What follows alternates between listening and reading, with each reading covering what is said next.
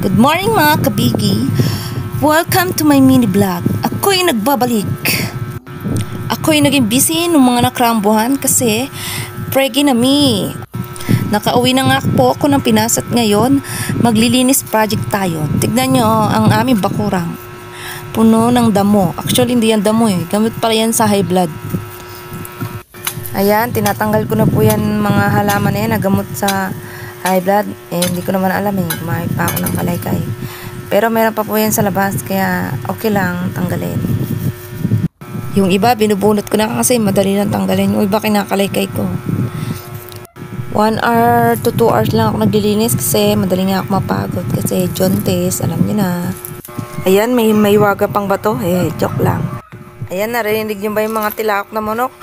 Parang ikaw pag tumilaok. Ayan, kanina pa nga ako naglilinis dyan. Yung iba natanggal ko na.